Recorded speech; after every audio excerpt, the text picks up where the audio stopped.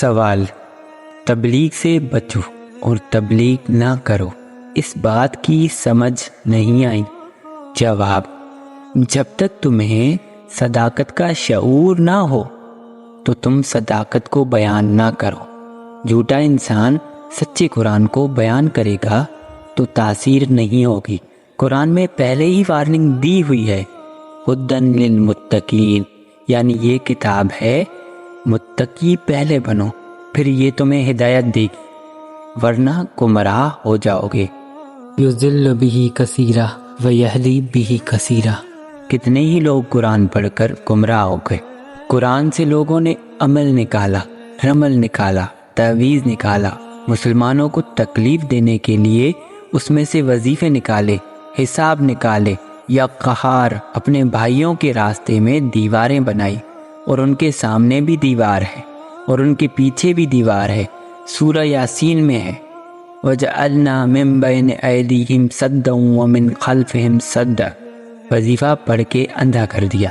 یہ سارے واقعات ہیں، اس لیے تبلیغ کرنے سے پہلے انڈرسٹینڈ کرو that you are a soldier of God۔ Soldier of God یعنی آنرری سولجر، پیسے مانگنے والا نہیں۔ تو آپ اللہ کے دین کو اللہ کے لوگوں میں فی سبیل اللہ پھیلاؤ۔ کب؟ ٹرائی ٹو نو، پہلے جانو۔ یہاں پر را مٹیریل اٹھ کے کھڑا ہو جاتا ہے اور شروع ہو جاتا ہے۔ بندر کو کہیں سے ہلدی کا ٹکڑا ملا، کہنے لگا دکان بناؤں گا۔ اب ہلدی کے ٹکڑے سے دکان تو نہیں بنا کرتی، کچھ تو آپ بھی سوچو۔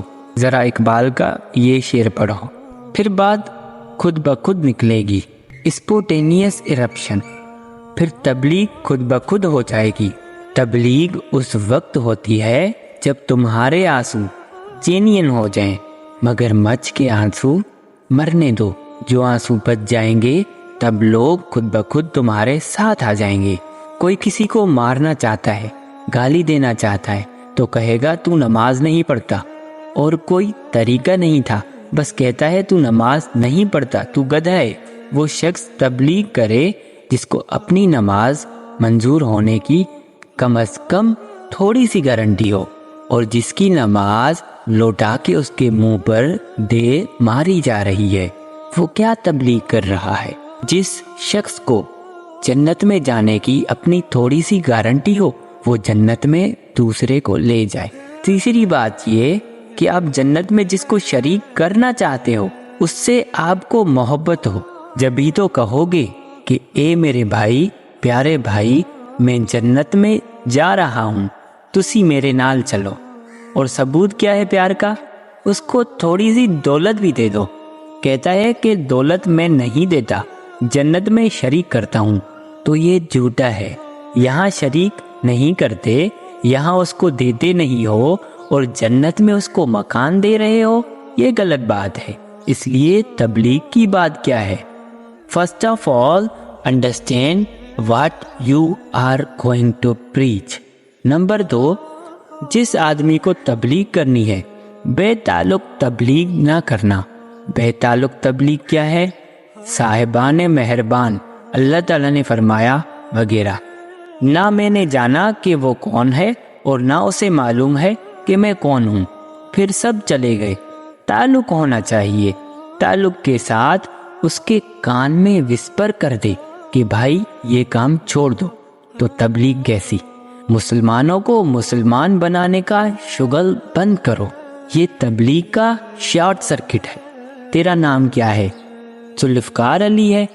تو مجھے شیعہ لگتا ہے۔ کون ہو؟ مسلمان ہو؟ بسم اللہ، لیکن یہ نہ کہنا کہ تو اور مسلمان ہو جا۔ اپنے آپ کو دیکھ، اپنا جائزہ لے، عہدیاں او جانے، تو اپنی توڑ نبھا۔ پہلے تو اپنے آپ کو دیکھ کہ تیرے ساتھ کیا ہونے والا ہے۔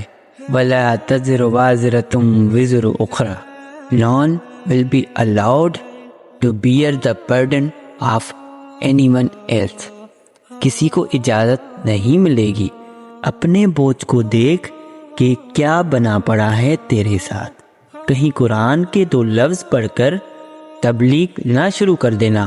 صاحبان مہربان، مجھے اللہ تعالیٰ نے 2 عنایات دی ہیں، ایک تو میری یادداشت بڑی اچھی ہے، دوسرا پتہ نہیں کیا تھا، وہ تو بھول ہی گیا ہوں۔ ایسا نہ ہو کہ 2 آیتیں پڑھ کر شروع ہو جاؤ۔ نصیحت کیا ہے؟ اب تبلیغ نہ کرو، اور جس نے قرآن پڑھایا ہے زندگی بھر اس کو یاد رکھو۔ اشکر لی والوالدیہ، میرا شکر ادا کرو، والدین کا شکر ادا کرو۔